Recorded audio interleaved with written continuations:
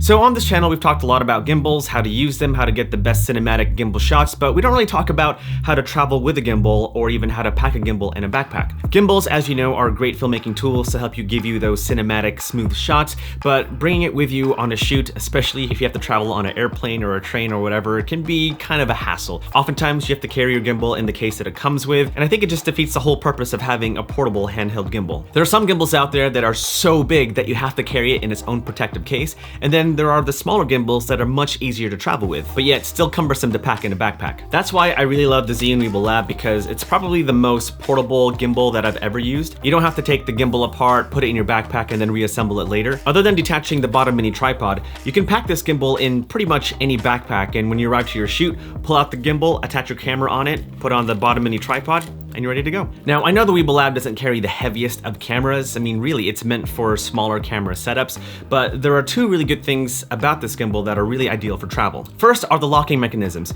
Each axis has a locking mechanisms to lock each arm in place, which makes it suitable to pack this gimbal in a backpack, and that way you don't have to worry about the gimbal arms flailing all over the place when you have to go from one place to another. If you do have a gimbal and you don't have these locking mechanisms, then you can simply attach Velcro to a couple of the arms to make sure that your arms are set in place. But the fact that the locking mechanisms are a part of the gimbal just makes it a lot more convenient to secure your gimbal and put it in your backpack. The other good thing that makes the Weebill Lab ideal for travel is the design. It's super lightweight, you have all the buttons in the front, and you have the ability to switch from a traditional handheld gimbal and go into sling mode, which allows you to film lower angle gimbal shots. Whenever I go out to travel and shoot, I never want to spend a ton of time setting up my gear. I just want to go out there, quickly set up my camera gear, and just start shooting right away. And I really like that I can do that with the Weebill Lab. Now, I'm just speaking for myself. I really enjoy the Weebill Lab, and so if you have a gimbal that works for you, then sweet. But I do want to share another tip for pretty much any gimbal user out there to help make your travel shoots a lot more efficient. You're gonna have to pull out a bag for this one. So most backpacks have a pocket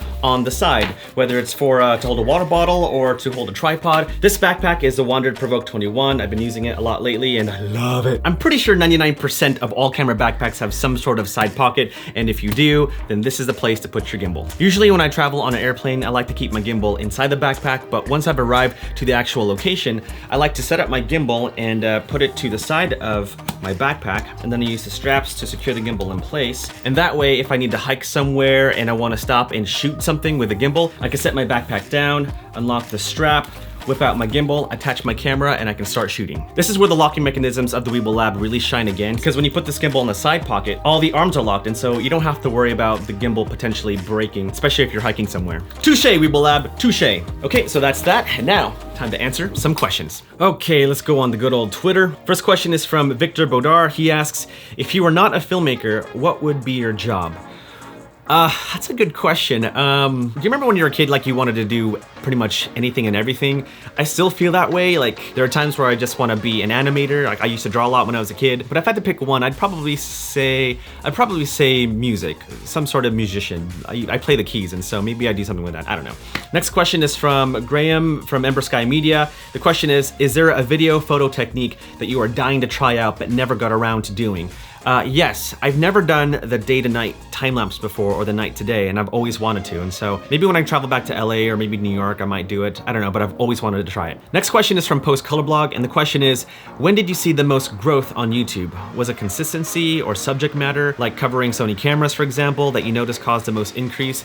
I would say a mix of all of that. During the first 6 months of doing my YouTube channel consistently, I did a lot of content focused on the Sony a6500, and so YouTube kind of recognized my channel in association with that particular camera, which is how and why my channel grew so fast. And so if you want to grow your YouTube channel, then focus on a specific topic, whether it's filmmaking or food or travel or whatever it is. Keep making content in that genre, and eventually YouTube will recognize that in their algorithm to push out your content to viewers of that like mind. It's just the way it goes. Next question is from Tony Rivera. He asks, what would be your dream taco setup? Any thoughts on a media-based taco business? That is a really good idea. You know what? I'd probably start a taco truck business, but just push a bunch of social media content on that taco truck business and just travel throughout the country. That's a really good idea. I think I might do that one day. Don't steal it. That's mine. Next question is from, I hope I say this right, Lali Kalia. He asks, dope tech of the year 2019 you have used, and how do you get that much energy in every shot? Well, probably my favorite piece of tech or gear that I've used this year so far is the Switch Pod. This thing is so cool, just makes vlogging a lot easier. I kind of customized the Switch Pod. I placed a Manfrotto RC2 quick release plate on it, as well as a little wrist strap, and that way if I accidentally drop it, it's all protected. And so the SwitchPod has been my favorite accessory so far. As far as getting all that energy, I don't know. I've always been this way, and so there you go. Next question is from Justin Punio. He asks, where do you see your YouTube career in 10 years? Honestly, I have no idea. I mean, I would imagine I'd still be documenting some sort of version of YouTube if YouTube still exists in 10 years. I'd be documenting my life regardless, and so I don't know. Good question. You got all deep on me now. Hitesh asks, do you mess with pineapple on the pizza? Yes. Also, when are you coming to Dubai? I don't know. Hopefully soon. I've always wanted to go. Maybe I'll do my day to night time lapse in Dubai.